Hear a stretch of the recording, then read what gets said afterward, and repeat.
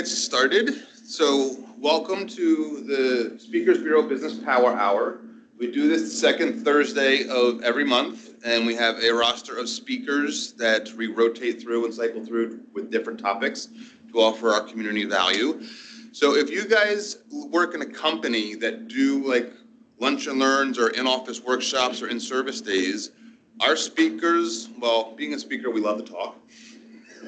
And we got a variety of different topics that we can talk about. So if you're interested in bringing this into your workplace, talk to your supervisor or whoever is in charge to think about maybe bringing us in to educate you guys on different topics and things like that.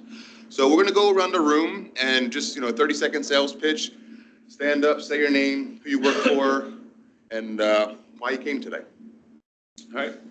Hi, Cheryl. I am Cheryl Sefton. I work at Topgolf in Naperville. I've been with them over 12 years, and I'm one of the event sales managers. So we book any size group, 12 to 1,200. So come on out. Good morning. My name is Tiana Key. I'm a real estate planner with Keller Williams Innovate. Of course, I help anyone who buys and sells a home, but my specialty is to really dig deeper. So 1031 exchange, senior relocation. A lot of my clients, for example, I have one that wants to sell her house because she had like a lot of loss in her family. I think 3 family members. She's in her 80s. So I normally dig into, make sure they get with a financial planner. I talk to their tax advisor, see what their next step is, make sure it makes sense. In this case, she wants to rent. So we had to make sure that made monetary sense for her, and then we kind of go from there. So Tiana Key, Keller Williams, real estate planner. Dan Brasso, 2 Maids of Naperville, residential home cleaning service. I came because I'm hoping to leave here financially secure and wealthy. Guarantee it. Erin, I am a leadership coach and consultant with Dynamics Coaching and Consulting, and I help leaders achieve their full potential and create high-performing teams, and mainly multicultural teams because I'm originally from Germany, but I've lived in Chicago for 20 years, so we are bridging the cultural divide a little bit together. Karen Knecht, Dynamics. My name is Miles Cochran. I work at the Fire Family YMCA in Naperville. My job is to essentially solve people's billing issues or program issues. When I came today, I just want to learn the right steps to become financially free. My name is Laurel Steele. I'm an attorney with Kelly Law Firm. I work primarily in real estate. I'm here today to just learn about financial planning and making good steps as we age and have children who are in college and headed to college. Good morning, everybody. My name is Cedric Steele. I am a new solopreneur, so I have a growth consulting business. I help companies find new ways to grow their top line and bottom line. And what's not to love about the title? So that's why I'm here. Absolutely. And I'm Dr. Keith Giaquinto. I'm the chair of the Speakers Bureau. I have a specialty in internal health, so I deal not only musculoskeletally with the body, but also metabolically. So people seek me out because they have some sort of chronic, unresolved health challenge and looking for answers as to why they're not healing. And I help them on their journey and restore their balance in their body so that their body can express health. And I'm here because I'm the chair and I have to be. No, I'm just kidding.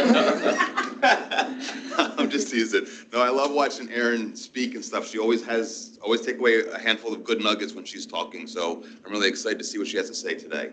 So without further ado, Erin, take it away. Thanks, guys. And I've known Dr. Keith a long time. Yes. We used to be in a running group together. Do you remember that? Oh my gosh. Yes, every Tuesday, Yeah. back when we would do that. Like what, 8 years ago, 10 years ago? That was a long time ago. So my name is Erin Wikstrom. I've actually been part of Speakers Bureau for about 15 years. After Rick, I think I'm the longest standing Speakers Bureau member, which is kind of weird to think about because I remember being brand new and jumping out here, and I joined Speakers Bureau because I do like to speak, but I also needed to build, a presence and build my business, and I'm so grateful for the chamber because it really did help me get out there with relationship marketing. And a lot of what we're going to talk about today is going to talk about just diligent steps, because with financial freedom or anything financially related, it's much like any other discipline. It takes consistency and hard work, really, and a good mindset. My background, I'm a certified financial planner, have been for quite some time. I'm also a certified exit planner, so I can relate to a lot of the business consultants here and the solopreneurs and all that, because I really love to work with business owners on when they're looking to exit, when they're looking to sell a business. I would say that's probably one of my specialty areas. A lot of tax planning comes involved in that. Today, we're not going to dig into that. Today, we're going to go very basic. We're going to talk about grassroots, because one of my passion projects is financial literacy. So it's just saying, what are the common things that I see from people of varying wealth? I mean, I work with clients, of course, more in the higher tier wealth, but I also have worked with their kids and their family members who are just trying to figure out what's the foundations, where do we start? And so I like to go just all the way down to grassroots. Now, we will dig into some of the financial planning concepts, but that'll be probably a short segue, because what I find is most important when you're looking at financial freedom is really more about how you look at money and how you look at even just spending. Spending's a huge part of it. You can make $1 million in a year, but if you spend $1 million in one, you're not really building wealth, right? So it's about that. So I'll go ahead and jump in. So we have our agenda for the day. We're gonna first talk about the missteps that we see. So if you read my description, it talks about, hey, we're all kind of in this rat race. Are you somebody who feels like, hey, I'm strategic, I know what my mile markers are, I'm consistently hitting my goals? Or are you somebody that's constantly playing catch up, living paycheck to paycheck? Start to think about that. Which side am I on? So we're going to start with the missteps that I commonly see and some stories there. Then we're going to talk about the mindset. And then we're going to talk about the basics. Again, grassroots, where do we start? And then how do we move onward? So those are our 4 things that we're going to talk about today. The notepad paper, feel free to take other notes. We do have an exercise coming up shortly where I'm going to have you write and then share what you write, because we got to start getting our mindset and money. Money is one of those weird topics, guys. People hate to talk about it. I'm the weirdo that's like, yeah, let's talk money, right? Most people are like, I hate this. It makes me uncomfortable. Even one of my team members, she came in with her husband to have a financial planning meeting. She works with us. And she's like, I hate this. I hate everything about it. One of my closest clients now, she's built a lot of wealth over the years since we started working together. Our first meeting 12 years ago, she sat down and said, I would rather be in a dental chair getting a root canal than be here right now. And I'm like, okay, well, this is going to be great, right? We're going to get uncomfortable together. So we have to start getting our brain working in money and not feel any sort of shame on it, regardless of where you're at. Maybe you're coming from a position of prosperity. Maybe you're coming from a position of being in debt. It's okay. Just get honest with that conversation. So here's my question. What comes to mind when you hear the word money? Take 90 seconds to write down everything you think of when you hear the word money on your paper. And I am going to ask you to share.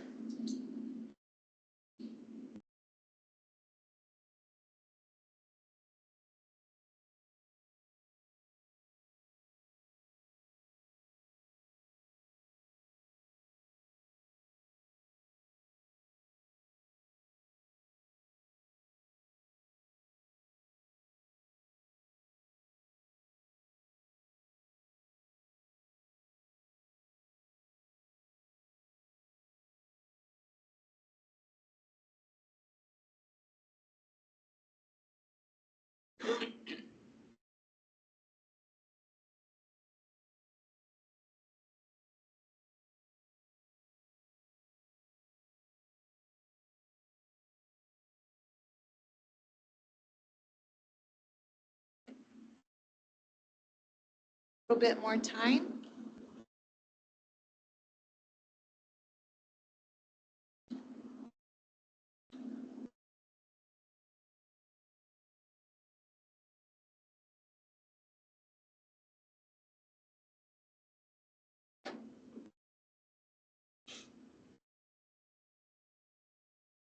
And wrap up your thoughts.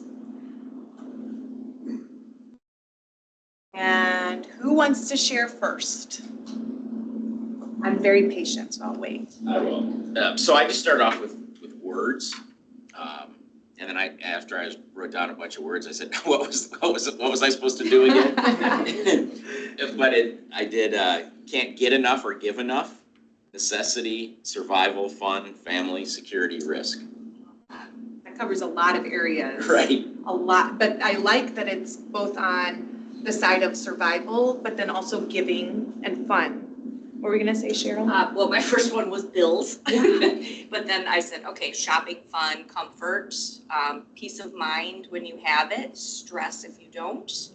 And then for me, because my kids are in their 20s, kind of planning for them a little bit too, and having enough to be able to pass them on to them. Did you want to share? Sure.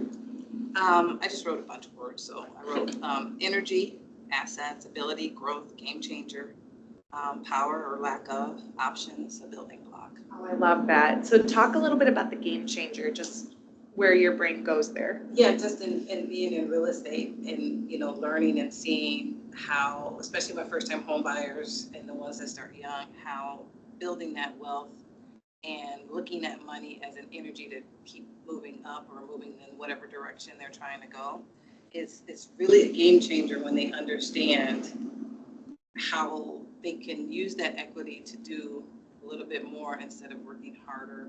It's just a game changer in your mindset. It can be a game changer in the way your life goes and how quickly it goes in the right direction or in the direction that you're trying to go to reach your goals. Absolutely. I love that. Over here. Oh, I'm gonna go Keith and then come back. Well, I wrote down money is the root of all evil that you hear all the time. Yep. I can quote Gordon Gekko, greed is good. That's a good one. But I wrote, it's neutral, but money is a vehicle to experience life. It's a building block for wealth to develop security, but it's also an energy for a fair exchange. I like that. Neutral. Money is neutral. Yeah. I've never heard that one before, so that's really interesting. I'm gonna come to that. I wrote down just words, options, choices, responsibility, and then my mind veered green and Scrooge McDuck. Yes. Where he's like jumping into the pile of money. Great reference. DuckTales. Of course. I love that. Ooh. All right. That's like bringing me back, right? Anybody else want to share? Yes, please. Well, we're married, so this is the first time we've had a conversation about money without sitting down and planning. You look at my list, I look at yours, so that was fun to hear. What popped to mind, just the first thing was like word association, cash. That was the first thing that popped to mind. But then a bunch of questions popped up. So as I mentioned, I'm a new solopreneur. My company reorged last year, so I went from 30 years of corporate to now on my own. So what came up with me was, how much do I need? How long will it last? What do I do now? How can I help my kids? And then the last one was, how do I say no to people when they ask for it? Yes. Oh, wow. Saying no, that's an interesting too. Like, so you think of money, how do I say no? Because you can get into a pit of doing a bunch of stuff for free, right? Especially in a service type business. It was more, I'm a bit of a softie when it comes to my nieces, nephews, whoever, hey, I need, such and such, that kind of thing. Yeah, and which is a time sucker, an energy, which when you're building a business, you need to invest a lot of time and energy. Anybody else want to share? I just have words. Yeah, go, please. You go and then we'll have you go. Yeah. I think I just always wrap it up, like me being European, we have like you work to live. And here in America, often you live to work. That is so for true. us, it's money is to be able to enjoy life. I like that. And it's true. I think it's changing. It has changed. And generationally, it's changing. But historically, I think it's been very much so live to work, especially boomer generation. That was a big thing with them. Xers, not so much. Millennials is a hodgepodge because you have a lot of founders and tech startups that started there. I work with a lot of tech startups and a lot of those guys live to work, I can tell you that. I just had debt, good or bad, freedom, leisure, and then like wants, needs, and then like joy, happiness. That's spending too. I love that, because if you use it correctly as a tool, so as a wealth manager, somebody who manages portfolios and designs plans, I wanted to qualify what this meant to me too, so that we can set again that framework, because a lot of that greed, right, like money is the root of all evil thing, it comes from people who did really bad things in my industry, right? Like there's lots of that's happened. People who have taken advantage and things like that, because they do get greedy. You know, we get a little bit numb to seeing the large numbers growing out there. I see money as a tool. To me, money is just a tool to facilitate life. I'm very much so in the camp of money is neutral, which is weird from a wealth manager mindset. But ultimately, if you don't have a plan assigned to the money, then it's just dollars and cents. It's just numbers on a page. I have clients that are very, very affluent that are miserable because they don't know what they're going to do with their life, right? Then I have clients who are never have made more than, they've never hit the six-figure mark between the two of them, but they're diligent with their savings and they're thrilled because they know exactly what they're going to do once that time comes. So I just want to set that framework that this isn't to say that money is joy, money gives you purpose, money is just the tool. Okay, so money is the tool. With that, I'm going to talk a little bit about missteps. And I liked that I heard some, again, things about like having fun, having opportunities, but I also like that I heard bills and debt, whether it's good or bad. I like that that was in there because money for some people is a really tough topic for them to manage. So missteps, I realize this print's a little small, so I'll read to you. One that I've seen a lot is using credit cards for points, which I do, guys. I use credit cards for points, but you gotta pay it off. All right, so I remember sitting with somebody, it was a complimentary consultation. They just had gotten themselves in a really tough pickle. And I sat down with them and they had an enormous amount of credit card debt. And they made great money. They made very, very good money as a family unit. And they were sitting there and they're still using the credit cards. And I'm like, we gotta stop this. And I'm like, but I get all these points. And so the points were 3%, all right? So math people, okay, the points were 3%. The APY was like 25%. And I'm like, nope, the math isn't mathing, guys, like knock it off, okay? So that's a huge misstep. And just being fully transparent, when I was in college, so the Doepel side is my mom. So my mom's a financial planner and she's been one for 30 years. I went to college, you know, you think, oh, financial planners will raise their kids to not do the financial missteps. Not so much, right? So I went to the quad and we're walking around and the booths are there and doing the freshman year thing. And I signed up for a credit card to get a free Jimmy John sandwich. That was my sales point. I'm like, oh yeah, free Jimmy John's? No problem. Then we get it in the mail. It came to my house, to where my mom and dad live. And they're like, why do you have a credit card? And I was like, well, I got a free sandwich. And she's like, okay, we got to sit down. We got to stop talking. But if I hadn't had my mom there to say, hey, Erin, no, like don't start the credit card cycle now. Credit cards aren't the enemy. That's not the problem. It's the way you use them. That's a huge misstep that I see. So just really think it through. If you're sitting in here and you're like, I do have that credit card debt, feel free to reach out to me. I will do a complimentary discussion just to say, like, how do we get out of it? How do we prioritize our spending to get out of the debt? Because it will chase you down and it's very hard to keep up with. Lack of budgeting, I think that's a huge misstep that people have. Now, I see this in two ways. I see over budgeting and I see no budgeting. Over budgeting, I'm gonna do that one first because that sounds weird. I see it a lot with couples where you have one couple that's like game on, I'm gonna count every penny, and it becomes almost like a weapon, right? Like, oh, you went to Target, you know, like $1 over the budget. And that's a problem too. That's not okay. No budgeting is, well, I got paid and I'm gonna spend money. And then you get to the end of the month and you're like, now I have no money. I better get paid so I can pay rent. That's the lack of budgeting where you're constantly just throwing a dart at the board and you're like, hopefully it all works out. Now, financial freedom to some people is defined as, I don't have to worry about money, which is what you would get to. but it doesn't get there without intention. So when, like, my husband and I first got married and we were just starting out with nominal wages, we did a forward-looking cash flow. What I mean by forward-looking cash flow is I would look at how much income we anticipate, our mortgage payment, our utility payment, and then what's on the credit cards.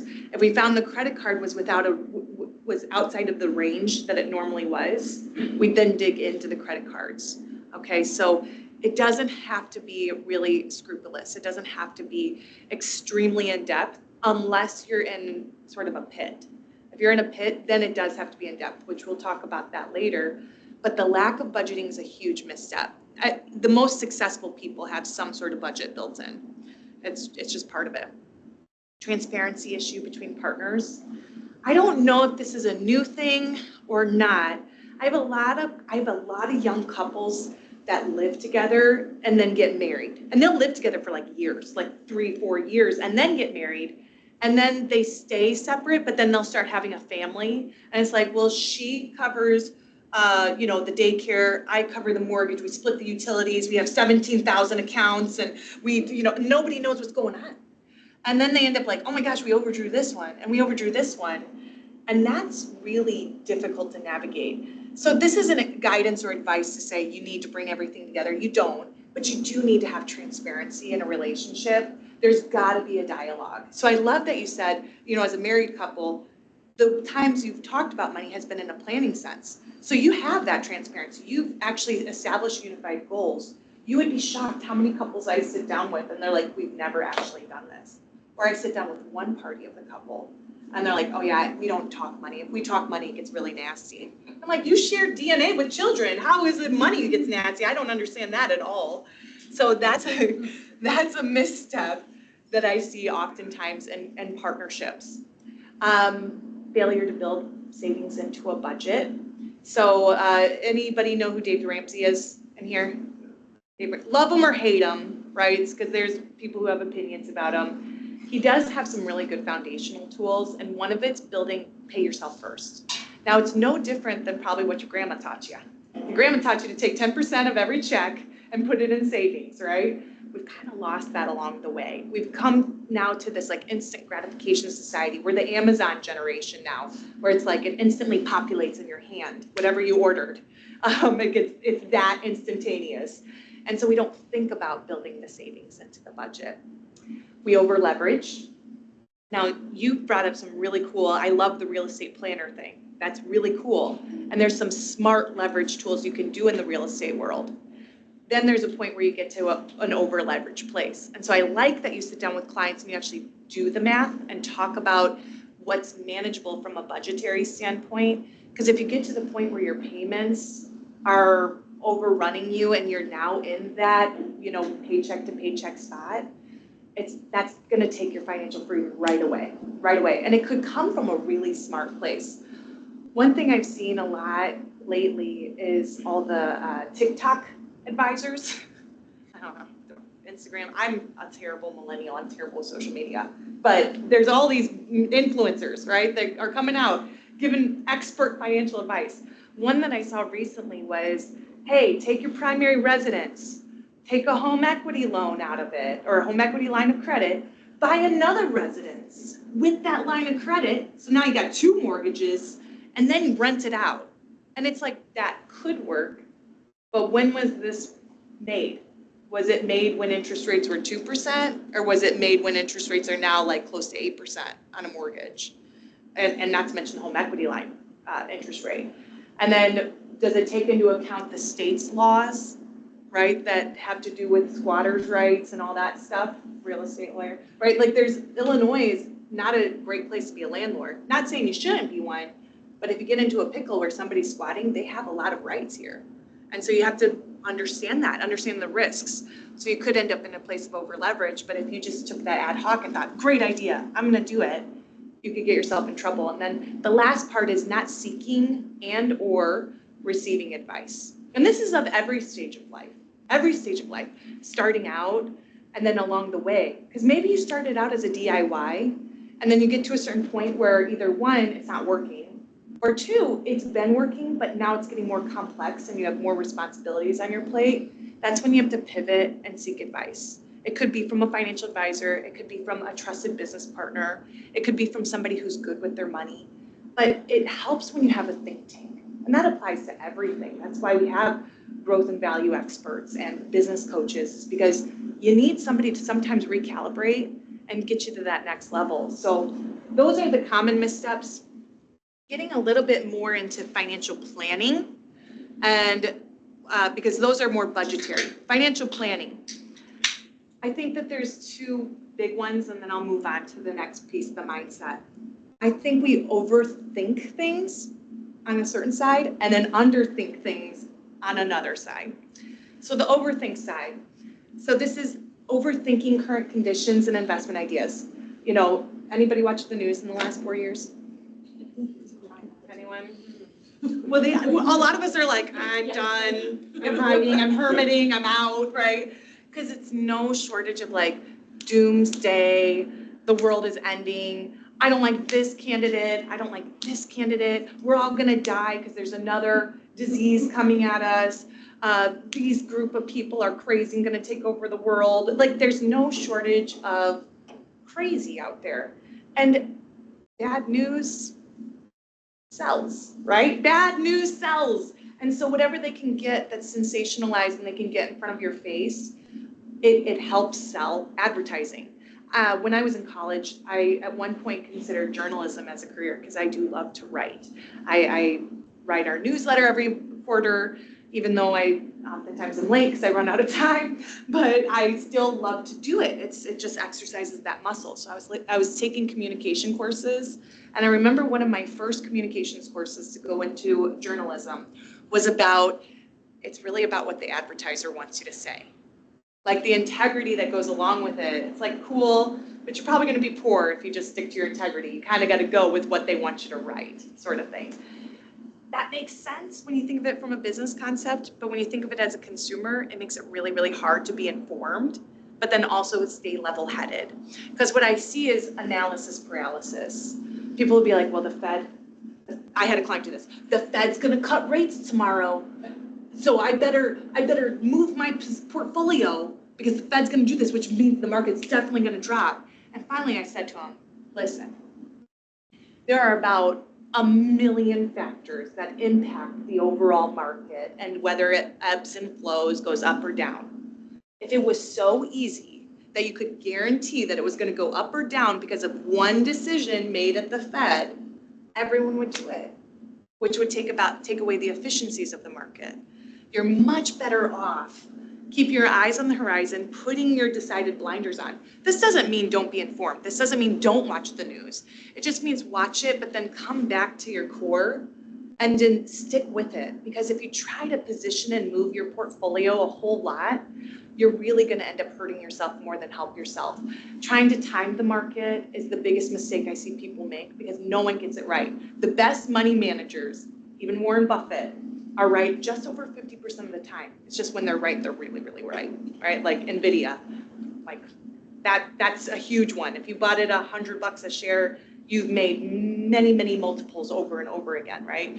So you can be right 51% of the time and still have outperformance.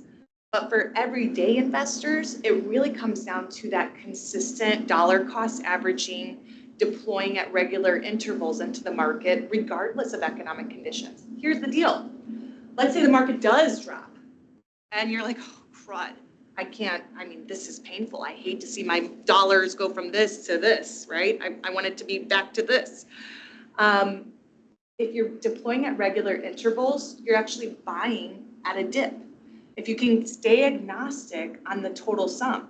Now, as you get closer to retirement, you do have to be thoughtful and get a little bit more defensive in your posture, but you shouldn't just liquidate and try to hide in a mattress. I think that's where people overthink things. I also think people try to catch the biggest run. One client I had to fire this client. He's like, Erin, I need the next Apple that started in the 80s. What is it? And I'm like, I don't know. If you find it, I want it too, right? Like, how do you find that? You know how many publicly traded companies there are? That's crazy. And so I said, we're not about that. We're about consistently chipping away and building your wealth, not about finding the next stock jock. This guy was wanting to explore into cryptocurrencies, which is extremely speculative. I'm not anti-crypto, but it can't be the core of your portfolio, right? And there's been just a lot of, well, I'm gonna buy GameStop. That was a big one, the GameStop one. You guys remember that? People can overthink that and think, I'm gonna get rich on this one stock. The vast majority of millionaires, guys, are not made overnight. They're made over about 30 years of diligent saving and investing. So that's why you can't try to just chase those tails. It just doesn't work. Under thinking of how finances impact well-being. This is the other side of the coin. This is the people that are like, well, I'm so busy. I'll get around to it when I get around to it. We got all these kids and their activities, and work has been crazy, and I just don't have time to do this. Well, time's still moving even if you don't have it. And so one day you're gonna wake up and be like, it's been 10 years and I haven't thought about this. You have to be diligent and thoughtful of how finances impact your well-being. And when you need resources the most is when you can work the least. Where I see this being really impactful is elderly clients who didn't diligently plan, and now they're having medical issues and they don't have the resources to pay for it. So while you're young and able-bodied, that's when you really got to think about, again, not that money brings us any fulfillment or joy, but it is a tool that helps facilitate life in every stage of the journey. And sometimes it can be, I'm really focused on my short-term goals. I actually see this with a lot of entrepreneurs, believe it or not. They get so laser focused on like, I'm gonna get to this building block. I'm gonna build my business to this. A lot of my tech guys are highly concentrated in one asset, and that's their tech company. And they think that that's safe because they can control it. And I'm like, well, what if you took that earnout that you just received and like diversified? They're like, but I don't trust the stock market. I'm like, so you trust this thing you started in your garage more than a publicly traded company monitored by the SEC? And they're like, oh. So, they're just thinking like, this is it. I'm right here, not thinking about how that could go down in an instant when somebody tries to enter the market. So those are the financial planning missteps that I see when it comes to investment management. So I have another question. Oh, too far. I have another question for you guys to take. Let's do another 90 seconds. What comes to mind when you hear the word wealth?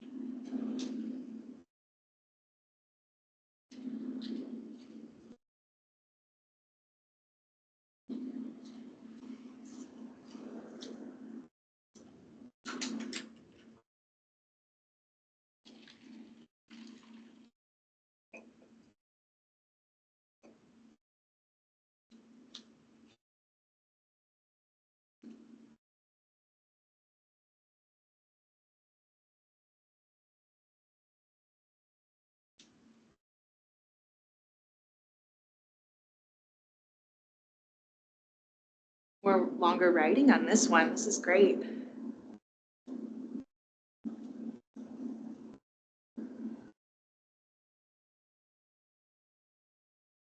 You gonna wrap up your thought? Who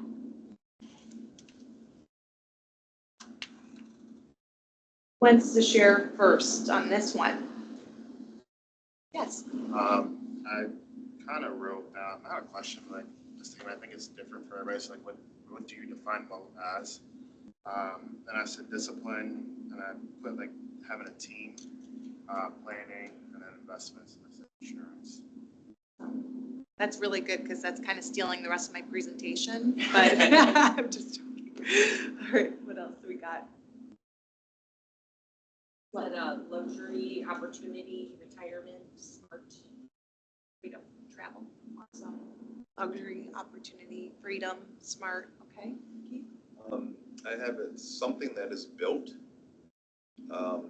financial freedom, time freedom, and the ability to give back to the community.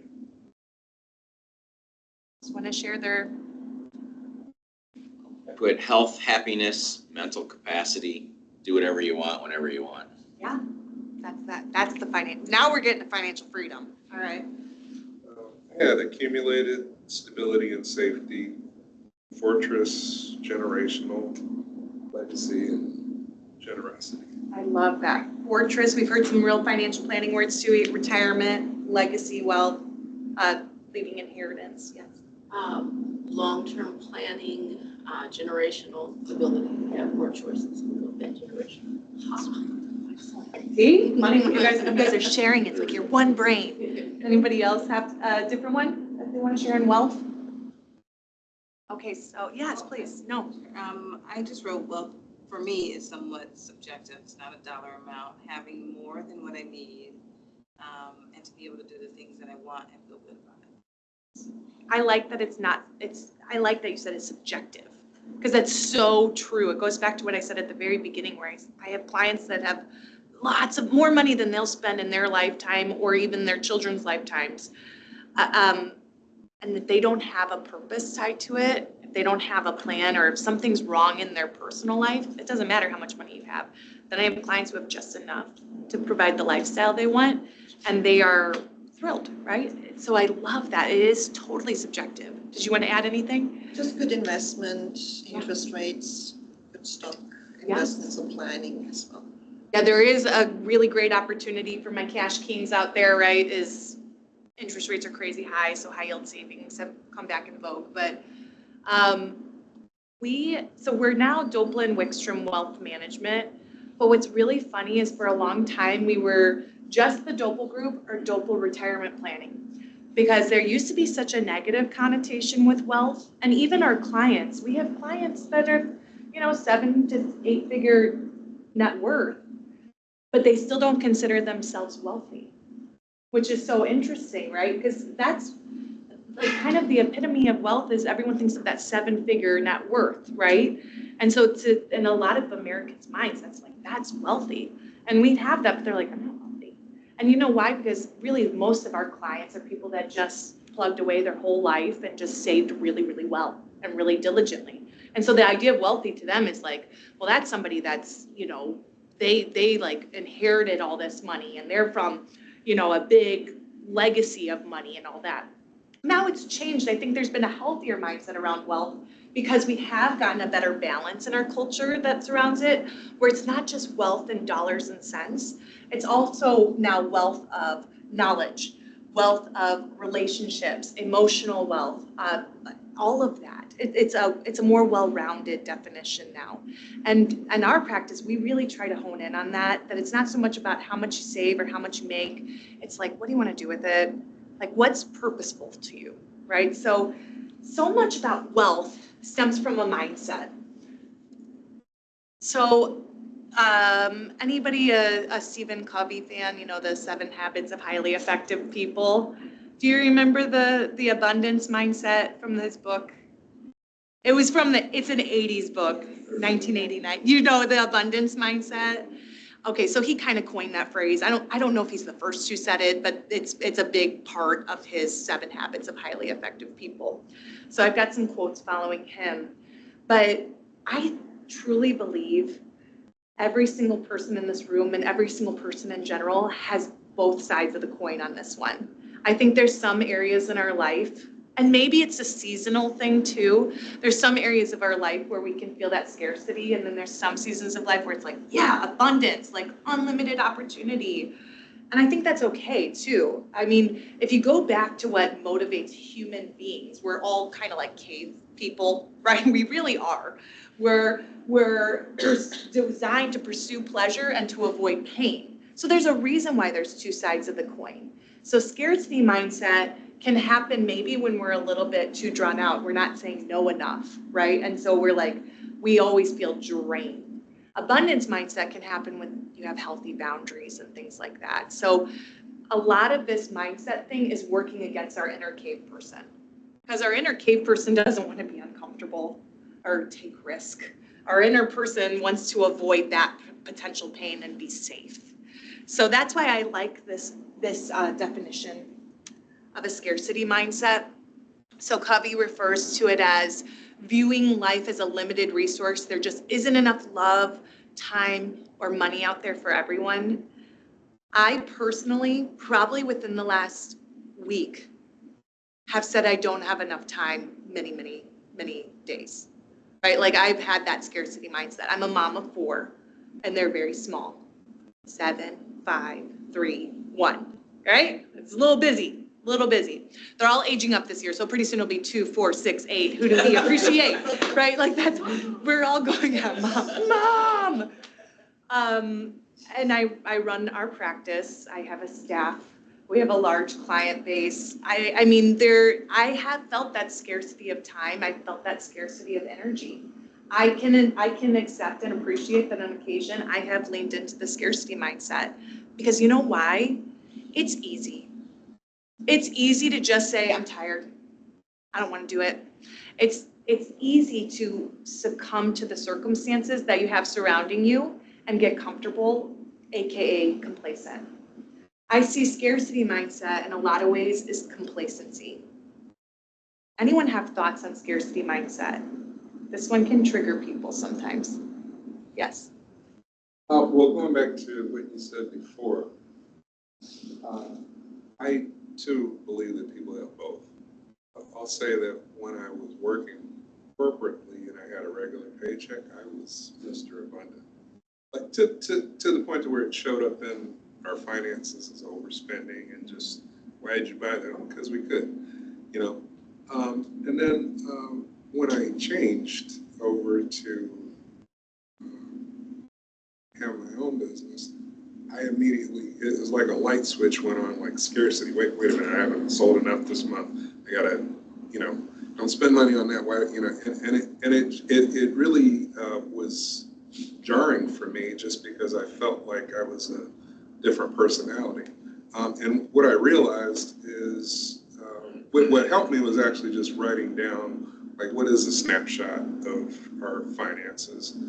What I found was the reality was very different than what I was feeling. Like I was, emotion, I guess the thing is emotion comes into it and that can be different than math. That's the cave person. That's the person saying, I didn't make as much as I did last month. I'm uncomfortable. I want to avoid this. Yeah. But then you broke it by doing an exercise, which saved that a little bit. The exercise of writing down your assets, writing down what you have going for you. I'm going to come back to that in just a second. I think for me, it's like scarcity. A lot of time it's catabolic energy. Like we're stressed, something happens to us and we're like freaking out. Yes. While you respond to things, you react to things. And then getting out of it is really looking more at anabolic energy. It's like, okay, there is something else. Like let's look win-win and be more peaceful and respond consciously. Absolutely. My nature is more of an abundant mindset person, but I have a story, I'm going to save it for a second, where I was in that space, where I was just stressed and making really bad decisions because I was in that mindset. Did you have something? I feel like I connotate the scarcity, because I know I do this, that if I'm having an issue with something, then I just avoid it altogether. So, oh, that bill is late, or oh, my kids need this, or whatever it is, if it has to do with money, or for me, it's really just in life in general. Yeah. So just to avoid, again. Yeah. And usually I'm the half glass full person and everything, and let's get on that, and high energy. I mean, I just met a new manager at work. He's training at one of our other properties, and he thought I was high at work because I'm, this chick's drunk. She's too happy. He's like, you can't be coming high to work. I go, dude, you just met me. What? Okay.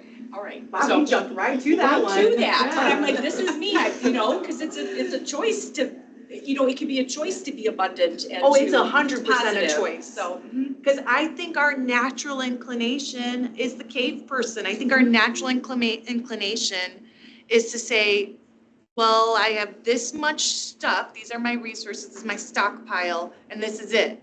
I think our natural inclination is to go into complacency. That's why, when they talk about high achievers or people that get there, make it, it's a small percentage, right? The vast majority of people lean into this. What were you going to say, Keith? Yeah, I definitely agree with you that it is two sides of the same coin. And we do ebb and flow in and out of both of them. But when I think of scarcity, I think of fear. Yes. People are fearful. People are fearful of the future, the unknown. feel of fear of failure, whatever it may be, you know what I mean? And I think that's like one of the greatest human weaknesses is just self-doubt. Yeah.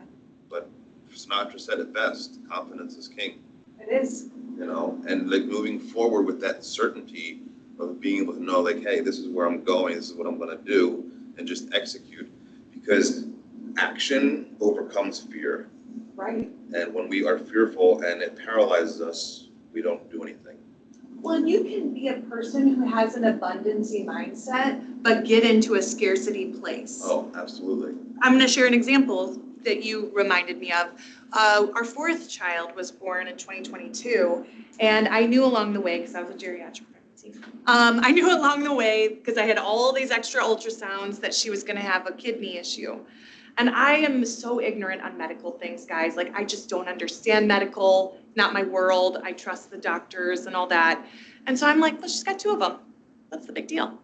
You know, she got a spare tire, kidney, it's no big deal. It's a big deal, guys. Like, it was a really big deal. So she was born, she had this thing called hydronephrosis, which is pretty common, but her version of it was really weird, because if we have a birth defect, we're gonna go all the way. Like, we're gonna go hard into that birth defect. And so she had like a duplicative ureter system, and long story short, it led to chronic infections.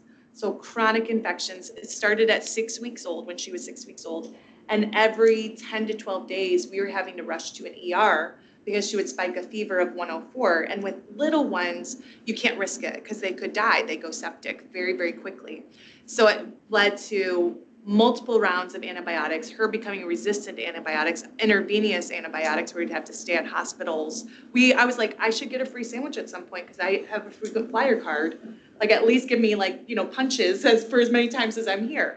And it culminated in a surgery in January of 2023, where we were at Lurie Children's Hospital. It was a 5.5-hour procedure. And I'm glad to say that she's happy and healthy now, that no long-term side effects, so she's in a good place. But in that 6-month window, I was still running a business. I still had 3 other children who all are very small that needed my time and attention, and I was having childcare issues. That's a whole nother can of worms. I had a lot of scarcity mindset during that time. And you know what? I don't feel bad about it because there was only so much that I could summon from my inner power at that point, because you're just like, I don't have it, right? Like, I just got, you know, a lot of prayer, a lot of hope, and a lot of gumption and no sleep, right? So I was in that place, but my abundance side didn't die with it. It's just that at that time it was a period of survival. So that's to say, if you've been in this place, or maybe you're in this place right now, it's okay. You can break out of that. One thing that's really hard though, is if this is something that's from your childhood, like if you grew up in a scarcity mindset your whole life, that's really hard to break. It's not impossible. I know many people who have, but it takes really diligent and deliberate actions and steps to break it, because you've literally been wired from very early on to see things as scarce. And so that's why it's really important that you qualify, where am I coming from? And be honest with it, because then you can break whatever mold that is. Now let's flip over to the abundance side. So I quoted Covey on this one too. So he refers to the abundance mindset as the desire for learning and growth towards mastery experiences, believes there's more. They see more. They want more. Everyone with an abundance mindset just they can vision and cast it out. But what I liked about both what you said is you had to take a pause and write down a plan. Like, you had to sit down and write down an exercise that broke the spiral, because we get into that scarcity spiral, and you had to turn and actually write down to break that mold. It's work to have an abundance mindset, but to have financial freedom, you have to have the right mindset. Because like another client I met with the other day, their retirement's on track. We projected, we do 1,000 different market simulations based upon their portfolio, what they plan to spend. We've done budget analysis to ensure they have enough. They still worry about money. They still worry about it. And I'm like, guys, you could retire tomorrow. You're gonna be fine. But they don't have an abundance mindset. And so you have to find a way to insulate yourself from the noise and from the crazy and the chaos. That doesn't mean you're not an active participant in stressful situations. That's part of life, guys. It's how you respond to the stressful situations. It comes around to, again, what was your childhood like? Did you see a parent system that always sought to find opportunities and work together towards solutions? Nobody grew up in the perfect home. Let's just put that there. And I'm not going to have you guys write and share in this because it'd be like really personal at a business function. But nobody grew up in a perfect home. Probably in your childhood, you had both, right? At any given time. Probably in your childhood, you had more of one than the other. But if you had the privilege of seeing an abundance mindset active throughout your home, you have a leg up in this, and that's a fact. You're gonna see wealth as something attainable, whereas a scarcity mindset would be like, I'll never be wealthy. I can't even imagine that. And so abundance mindset is a lot of times formed by our upbringing, but it's not a curse. You can work to form it today. Rick Lochner, who's also on the Speakers Bureau, he's a really good friend of mine, great guy. He quoted once to me, he's like, there's a Chinese proverb, Erin, that talks about the best time to plant a tree was 20 years ago. The second best time is right now, right? So if you're somebody that's like, shoot, I'm a little late to the ball game, or I don't know if I can do that, start it. Start it now. Choose now to have that abundance mindset. Now we're going to go back to the basics. So this is where we're going to actually talk foundations of financial planning. So once you have that mindset, there are some practical tools that you can use. So insurance, you talked about insurance earlier. Insurance, budget, saving and investing, retirement. I'm going to go through this fairly quickly because I don't think it's the most important part of the presentation. I think the most important part is the stuff we went to where we qualify wealth. I view, well, real quick, before I go to that, I chose that construction on a house for a reason. If you're like, what the heck? Why did you pick that picture? I really view wealth management as a house. So at the very bottom, if you have a bad foundation, how does that house do? Not so good. Not so good. Some clients who moved to Mexico, they built this great, gorgeous house. They later found out that their contractor cheaped out on the concrete. Like it's supposed to be 5 bags per unit for what, again, I don't know construction, but it's supposed to be 5 bags per lot, you know, to get a firm foundation. They did 2. Now, I'm not a construction expert. That doesn't sound like it's going to work very well, right? So it's got to start at the foundation, right? And then I view the actual framework of the house. That's going to be you putting up like emergency funds and some investments and savings. The roof, that's your insurance. That protects your investment underneath so that when the storm comes, you're covered. And then however decked out your house, like does anybody remember MTV Cribs? Yeah. Right? If you had a real decked out house, that's the robust investment portfolio. That's the refined retirement, the insides, the jewels, the way that you deck out your home. So that's why I used a home, because I always think of it that way. So for foundational stuff, foundational is your lifestyle budget. So to establish a good lifestyle budget, you start basically from left to right, if you're looking at the screen. Your current habits. So do you have debt? Are you paycheck to paycheck? Are you doing thoughtful spending?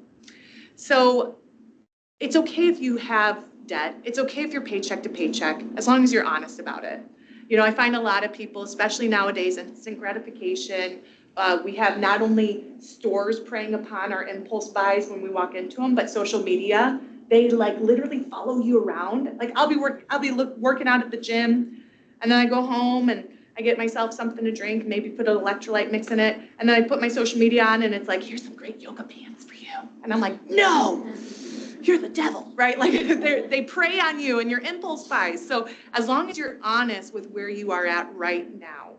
Now, if you're somebody who has accumulated a lot of debt, this might involve a retroactive exercise where you actually go to your bank accounts, you pull an Excel formatted sheet, and you create a pivot table with your spending. If you're like, I have no idea what you just said just now, you call me and I'll show you how to do it. Just don't stay in the spot that you're in. You can overcome this. We can develop that abundant mindset, but you got to get some thought into your spending. So that thoughtful spending thing sounds a little woo-woo. I understand that. But there is a difference between the impulse buy and the buy that gives you joy. So I'll give you an example. I do like coffee. Talked about that earlier. I like coffee. I hate spending $5 on a cup of coffee, right? Because a cup of coffee is like, what, 20 cents if you make it at home, maybe less. It just depends on what kind of coffee maker you have. If I'm making a regular Starbucks trip just because I've made that as a habit, that's probably not thoughtful spending. That's convenient spending. That's what I call that. That's just convenient. But if I'm meeting up with an old friend and I'm getting a cup of coffee and we sit down for an hour and enjoy it together, that's thoughtful spending. And so if you can reframe how you spend and kind of think of, what are my convenience buys? Like, I buy lunch every day. That's probably $12 to $15 depending on where I'm going. It's not a lot of money, but could I pack a lunch and do it cheaper? That's what I'm talking about, is really thinking about, what am I spending on and could I do it smarter? It's not saying don't have creature comforts. We all have our creature comforts, but be selective. You can't have it all. If on the desired lifestyle you have debt, you gotta crush the debt. This is particularly for those that have credit card debt, because those interest rates will eat a hole at you, right? And then ultimately the financial freedom comes from a spending plan. Spending plan's different than a budget. A budget sounds like a 4-letter word. I always quote my dad on this. My dad has a story. I grew up in Chattanooga, Tennessee, even though I don't sound like it. I moved here when I was 5. That's why. They have this great mountain called Lookout Mountain with these awesome trails. And he would say, hey, when I would take you kids on the trails, if there was like a skinny little rope on a steep drop off, you guys were like hugging the side, like you could not get closer to the mountain away from the cliff drop off. However, if there was a big metal guardrail, we're like hanging over and we're looking straight down and we're not afraid. That's what a spending plan does. It puts guardrails on your life so that you know exactly within a range how much you can spend. I met with a couple last week as a complimentary consultation, and we talked about this. They like to go to Chick-fil-A. That's kind of their spot. The kids love to play in the play place. That's their thing. Well, they've gotten in the habit of like, well, we need to stop and just grab food because we're going to get home late, blah, blah, blah. I said, so if you're spending $250 a month at Chick-fil-A, but you know that you're having this debt issue, you need to then say, okay, let's cut it in half. Let's say this month's $125. And if you know for a family of 4, that's 2 visits to Chick-fil-A, maybe 3, then you're done.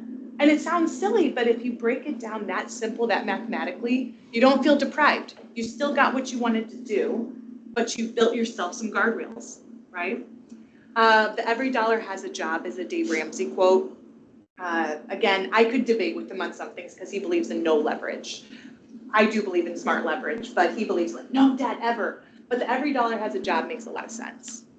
And then you stay on track with your goals. So that means if you're supposed to save X amount of dollars every month to get towards that milestone, you do it, right? You do it. That's how you get to financial freedom, is through consistency.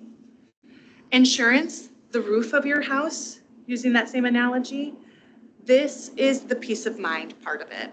This is, heaven forbid something happens, you're adequately covered. The 4 pieces I put here are all pieces you should review fairly regularly. Okay, so life insurance, there's lots of different types of life insurance. I'm not even gonna go into permanent versus term. There's a ton, we could spend a whole hour on that. Riveting, yes, I'm sure you would love it. But I'm more about pure protection. So if like you've got minor children, you have mortgages or outstanding debts, you should have enough life insurance to cover those pieces so that if you were to pass away, you're not leaving your family with a burden. If you're like, I have no idea how much life insurance I should have, just again, reach out. We'd be happy to chat with you about it. Disability, if you're under the age of 45, you're more likely to experience disability than death at this juncture. So it's really important that you have this coverage in place because your income at this juncture is your largest asset. And then home and auto insurance. So I don't sell or broker any of this stuff, but I do look at it as part of a comprehensive plan. I've seen a lot of people on their home policies not have adequate replacement coverage because of the rise in house prices, right? So we've finally seen in Illinois house prices start to go up. if you haven't reviewed your homeowner's insurance, you may not have adequate replacement coverage. You really need to take time to talk to your agent. Guess what, guys? That might mean it'll cost a little more. But if something happens to your house, you're gonna be really grateful that you can actually cover the bill. Another client, so we have a large practice, but another client, they live in North Carolina, they got their basement done. And I have this in our meeting, hey, make sure you talk to your home insurance, make sure they have adequate replacement. Well, beautiful finished basement, flood happens, they're getting like maybe a third of what it will actually cost. And there's no recourse, there's not a lot you can do. These insurance companies have deep pockets. So don't get on the wrong end of that deal. Umbrella insurance, I really think everyone should have. It's so cheap, guys. It's so cheap. This is like, oh shoot, I got into an accident and my auto has covered what it's gonna cover, but now they're suing me because of X, Y, and Z. Umbrella insurance kicks in. We have an au pair who lives with us and she drives one of our cars. And then we have 4 small children, like I told you, and we have a dog. So as soon as the au pair came, we're doubling our umbrella insurance. We're like, we've got too many drivers, we got too many liabilities, too many risk factors. So we did like a $2 million umbrella insurance policy, and I think it's like a few $100 a year. It's super affordable coverage. Any questions on, yes? Yeah, I've been with the same insurance carrier, like I just have it, autopilot, that kind of thing. How often do you suggest that you shop around for the packages? Every 2 years. Oh. I would look every 2 years. Now I'll tell you guys, insurance across the country has gone up for everybody and every provider. And that's because look at what happened in the country over the last several years. We've had a lot of natural disasters. God help the people in Florida, right? Like they cannot get insured to save their life. So I suggest every couple years, just make it like a, hey, spring cleaning, I'm gonna call my insurance provider and I'm gonna run quotes. Insurance agents love running quotes because they could potentially get business out of it. And they're on to the next thing if you don't go with them. So don't feel bad about it. It's just an exercise in being well covered. Again, that's part of financial freedom, is making sure really, really wealthy people, they review their insurance every year. They do. That's what they do because they want to make sure their wealth is protected. Because there's going to be people that prey upon that. There's going to be people that say, well, they're wealthy, I'm going to sue them for X, Y, Z. It happens a lot. So saving and investing. So again, this goes from left to right. It's in order. I don't want to hear people saving and investing until you have an emergency fund. I don't care if you have the best cryptocurrency tip or the best stock tip. I don't care. If you don't have ample cash on the sidelines, I don't want to hear it, right? It's the basics. Emergency fund is defined as 3 to 6 months of lifestyle expenses, but it is subjective, to your point earlier. So subjective in the sense of I'll have clients that, you know, both there may be a couple and they're both working and they're totally comfortable with 3 months of living expenses. Then I have a client who's single and he has to have at all times a full year of cash on hand. Otherwise, he does not feel comfortable. That's okay, as long as you have an emergency fund established. And right now, it's a unique opportunity because you can make your cash work hard with high yield savings accounts. So if you're like, I have a lot of cash right now, what do I do with it? Go to the Google machine, type in best high yield savings and move it so it's growing for you because you can get like 5% pretty easily. It's coming down though. I do think it'll start to come down shortly here. Once you have an emergency fund, then we can have fun with investments. Okay, this is right, like back to that MTV Cribs thing, the inside of the house. This is where we can build a really cool investment portfolio. And this is where the magic happens. Everyone remember that from the show? They're kind of corny. But that's where you can look at diversifying your portfolio, adding growth stocks, or maybe you're somebody who's a little bit more of a safer investor, so you want some bonds and you can do some laddered strategies. That's where that comes in. Then I come to tangible assets. I have so many people right now calling me and asking me if they should do an Airbnb. I don't know, is it a TikTok? Is there a video? Is there something? There's a lot of investors out there just rehashing some information about how you can make so much money, but they probably don't even own an Airbnb. That's what I'm saying. And they're just making money on you watching it. Right. That's smart. Yeah, that's like get your cute makeup on and make an Airbnb video and then take that money to the bank. ChatGPT. That's, yeah, I love that. So tangible assets, I'm not opposed to at all. I have clients with real estate. I personally do some real estate, right? So I'm not opposed to tangible assets. So it's not to knock it, but it drives me nuts when I have clients who have credit card debt, who don't have an adequate emergency fund, who are barely saving in their retirement, and they're calling me asking if they should do an Airbnb. And I'm like, probably not, right? That's not a good idea. It's gotta be in order. Now, if you're somebody who inherited it, or you're somebody who already had it, or maybe it was your first home, that's a different discussion. That's where you can bring it in and say, this has always been part of it. Yes. I was just curious, you brought up credit card debt. Where does that fit relative to emergency fund? Would you say you need to pay the debt down first or build the emergency fund? That's a great question. It depends on how much credit card debt it is. It depends how much cash there is. And then any lifestyle needs. So like somebody who's in a solopreneur position, I might have different advice than somebody who has brick and mortar, like a corporate job. I almost always tell them to knock out the credit card debt. And that's where I may enlist the Dave Ramsey, bring your cash down to $1,000. Have you heard that? Like he'll go as low as $1,000 in cash to knock out debt. And then you leverage credit cards for emergencies, but it also depends on the person. Because there is a certain peace of mind that comes with having a cash cushion. I would prioritize eliminating credit card debt over establishing emergency fund though. Because especially if it's that high APY, 25% interest credit cards, that's just gonna burn a hole in your pocket. So I did this in order of prioritization. That's why I started with the budget. And now, then insurance, then saving and investing. That is, we're building up to the house. We've got the foundation, framework, roof. Now we're getting to the inside of the house, which then leads to the final piece, which is the retirement planning.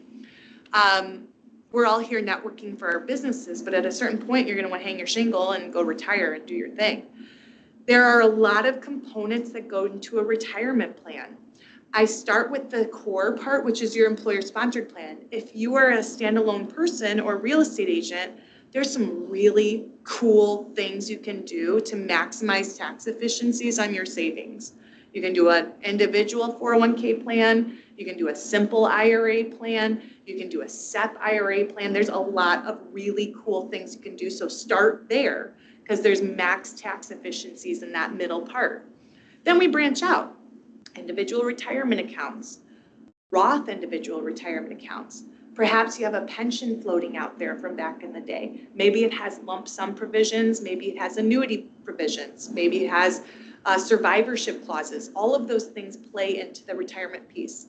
Social Security, all right. So if you're under 45, I pretend like it doesn't exist. I don't put it in your plan. If it's there, it's an enormous asset.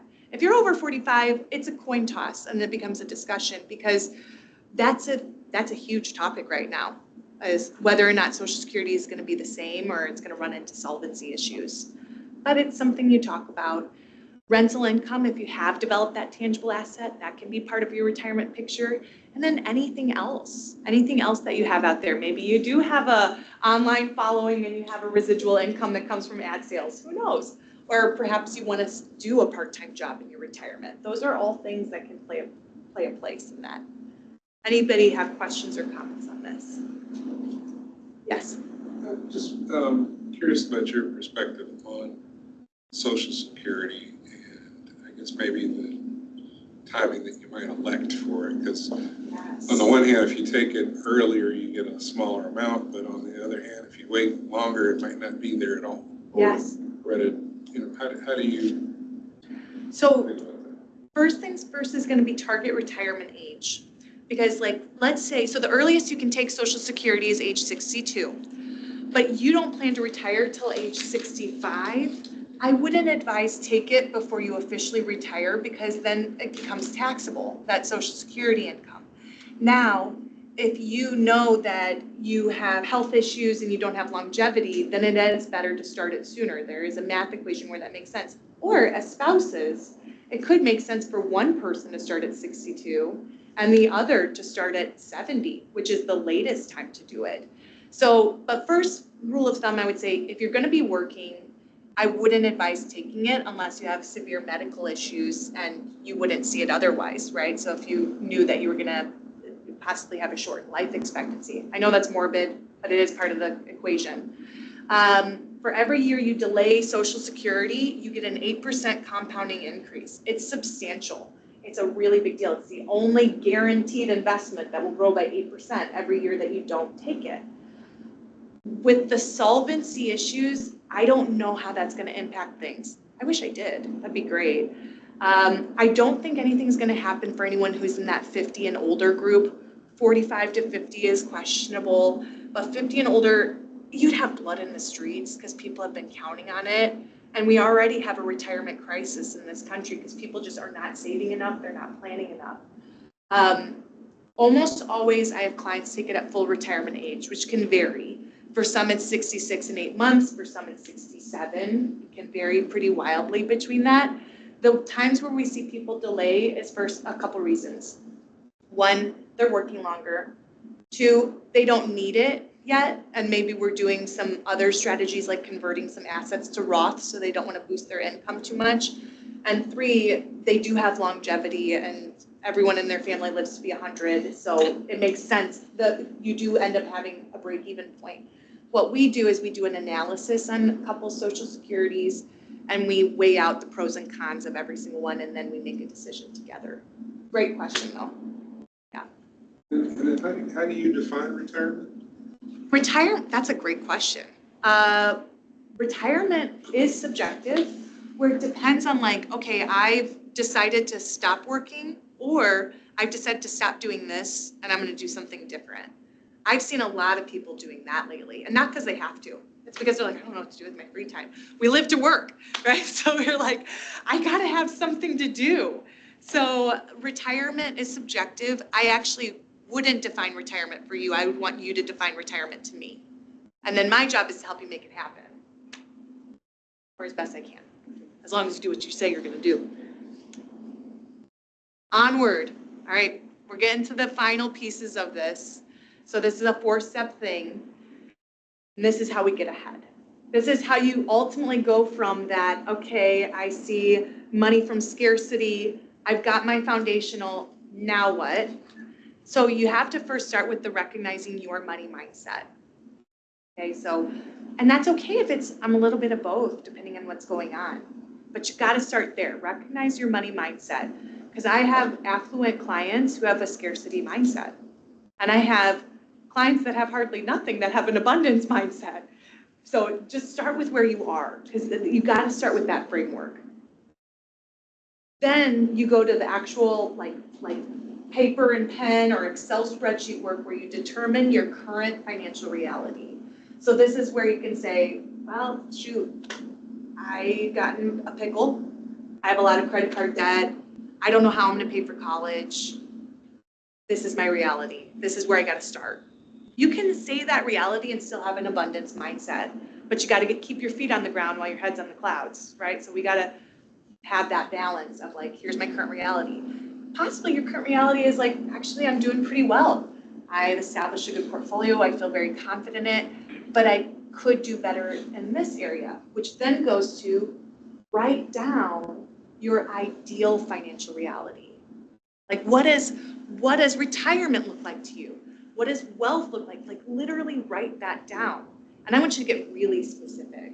Like by the time I'm 80 years old, I'm sitting on a front porch in Tennessee and I've got this many grandchildren and there are these kinds of people and I'm doing this that day, meeting with a girlfriend to do yoga. And like, I want you to write it down. What does that ideal financial reality look like? Then you got to enlist accountability and support. Accountability should involve your partner. If you're involved with somebody romantically, it should involve your partner. Because otherwise you just got the sidecar and you're like, come on, we're going, or they're hitched onto you. That doesn't usually end really well. Even if like they're not into it, right? They're like, I hate talking about money. It's okay. They probably like planning and talking about what they want to do, right? But if you're not in a partnership, it should involve other collaborative partners. It should involve a good financial planner. It should involve a good tax advisor, potentially an attorney, depending on your situation. Because maybe you have a very strong business, but you don't know if you're insulated from all the risks that you have. Or maybe you should be doing a different LLC pattern. Those types of things are all really important. And you can't do it on your own. And then you have to do the actual work. You have to implement the change and actually consistently seek to improve. So that's why I liked Covey's definition of abundance mindset, because it talked about that work side of it, right? It's not just like, I see the universe is gonna bring me things. I have a lot of clients that say, I've been putting it out to the universe. I'm like, that's great, but what are your feet doing? Are they moving? Or are you just standing right there? Because you're not gonna get anywhere if you're just standing in place believing it's coming to you. That's like when my girlfriend says she's dating, one of my good friends, she's out dating, and she's like, well, I just believe he's gonna come to me. I'm like, well, are you online? No. Do you go out ever? No. What do you do? I mostly just stay home and watch Netflix and play with my dog. I'm like, okay. I hope he comes to you. like you gotta do the work, right? You gotta get out there and find the opportunities. That's abundance mindset, is getting your feet in motion and believing you can, and then doing the work. And so much, the fact that you're here this morning is the start. That's the start of abundance mindset right there, is you're here. And so you're putting your feet in motion. And then this is what I'll close with. What's the difference between a $10 million horse and a $10,000 horse? Good trainer. Yeah, a great trainer. It's a nose. How many races are won by a nose, where it's a photo finish? And you're like, okay, who won the race? And there's just one horse that sucked their nose out. Or if it's a person, they just suck their chest out, right? Like, there's so many photo finishes where they did just enough to get past that finish line. So I shared with you that I've been in a scarcity mindset probably in the last week because I've been running ragged. You know, I've had one kid at one camp. I've got 2 nannies and quarterbacking. I have a friend I'm trying to help her daughter learn to drive. I don't know why I did that. But I have a lot going on. So I've had this scarcity mindset on time. I don't have enough time. So if you're somebody that says, well, I don't have enough time to, you know, call those 10 prospects, or I don't have enough time to look at my budget and go through a full analysis, or I don't have enough time to meet with somebody for an hour and talk about this stuff. You got to change it to, yeah, maybe I don't have enough time for that much, but I have just enough time. Oh, I don't know why my Zoom phone's popping up. I have just enough time to call 5 prospects. I don't have enough to call 10, but I have just enough to call 5. I don't have enough time to do a full budget analysis, but I have just enough time to go through this one credit card and figure out why it was so high last month. And I don't have enough time to do an hour in-person meeting with somebody, but I have just enough time to do an email to say, hey, here's where I'm at. Tell me just in a 15-minute increment, what can I get done today? If you can enlist this just enough principle in your life, you're gonna get a heck of a lot further than if you keep telling yourself you don't have enough. Because you have just enough to do a little bit more today than you did yesterday. All right, I thought we'd leave enough time for questions, but we kind of asked along the way. Here's my crew. That's my mom in the middle. And then Ebony, Nate, and Matthew are part of our operational support team. So we got a really awesome, robust group of people that allow me to be able to do stuff like this during trading hours. Any final questions that you guys have? All right, I thank you for your time. Sorry we went a little past the hour, but thank you so much, guys. Thank you, Erin. I didn't mean to go all the way to 10, sorry. Oh, it's all right, it's okay. So next month, August 8th, in the same room here, we'll have Azizi Marshall and Jim Passetti. I forget what the topic is. You know what the topic? It is workplace safety and de-escalation. There you go. That's what it is. So if you are interested, spread the word. We'd like to see this room getting full with people. So please spread the word to your coworkers and people. So thank you. Thank you guys for coming out. Thanks, guys. If we could just get another round for Erin, this was so fascinating. Thank you so much. Really quick before before I let you guys go, just had a couple of chamber events that I don't want you to miss out on. Our Women in Business is presenting our Chip and Sip that happens every year over at Springbrook. It's right before our annual golf outing, so if you're feeling a little rusty or need some practice, please come out. I will leave some flyers out on the registration table. In addition, kicking up in September is our Inside Naperville series. It's at various locations. It's a 5-week series. We go around Naperville learning about community health and wellness, community protection, Naperville history. Over at Naper Settlement, we go into their archives. It's very cool. We spend a day with local government and then end on the note of economic development. So I will also leave some of these very, very cool series. Please ask me with any questions, but hope to see you next month.